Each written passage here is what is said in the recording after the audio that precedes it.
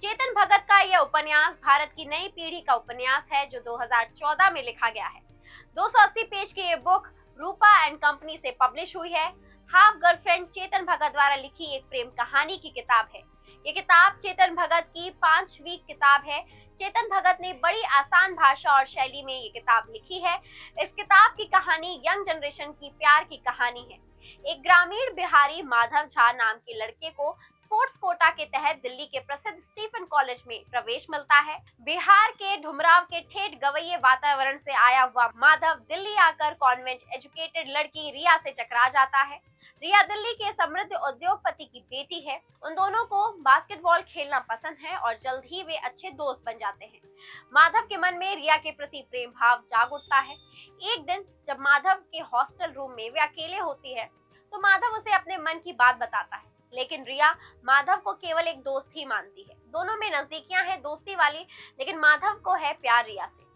नई पीढ़ी की जीवनचर्या और उसकी सोच में आया बदलाव इसमें आपको पढ़ने को मिलता है। जब माधव के अश्लील अल्टीमेटम के बाद भी रिया उसके साथ शर्त के साथ संबंध बनाने देती है कि वह इस बात के लिए फिर कभी नहीं कहेगा। इसके बाद रिया के बहुत समझाने पर भी माधव नहीं मानता तो वह उसकी आधी प्रेमिका बनने के लिए राजी हो जाती है। समय बीतता है और रिया अपने बचपन के मित्र रोहन की पत्नी बनकर लंदन चली जाती है और महानगर से हारा हुआ बिहारी माधव भी लौटकर अपने प्रदेश चला जाता है।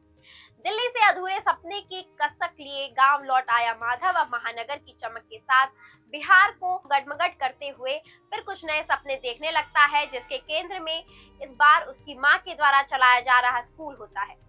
इसकी दशा सुधारने के लिए माधव स्थानीय एमएलए ओझा जी से मिलता है, लेकिन इस बार भी उसे ठोकर ही मिलती है। इस बीच उसे पता चलता है कि बिल गेट्स का दौरा बिहार में होने वाला है, तो माधव नए सिरे से सारी ऊर्जा समेटता है।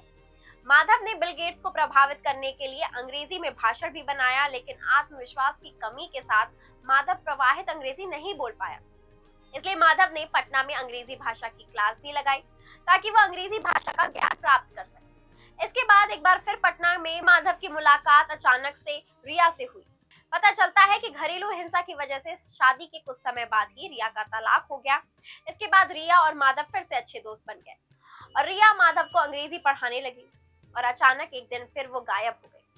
माधव को रिया द्वारा लिखित एक पत्र मिला जिसमें उसने अपनी बीमारी के बारे में माधव को बताया और बताया कि वह जल्द ही फेफड़ों की बीमारी की वजह से मरने वाली है, इसलिए वो चली जाती है। पुनः गायिका बनने के लिए रिया का न्यूयॉर्क जाना और संगीत के कार्यक्रम करना तेजी से बदलते किसी फिल्म के दृश्य जैसे लगते हैं। इसी शीघ्रता से बदलते कथानक में माधव एक साल बाद न्यूयॉर्क जाकर देखता है कि रिया तो जीवित है और टाइम्स स्क्वायर पर जाकर संगीत का कार्यक्रम कर रही है।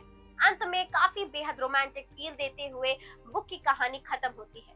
न्यूयॉर्क टाइम्स का कहना है कि चेतन भगत भारत के अब तक के सबसे बिकाऊ लेखक है।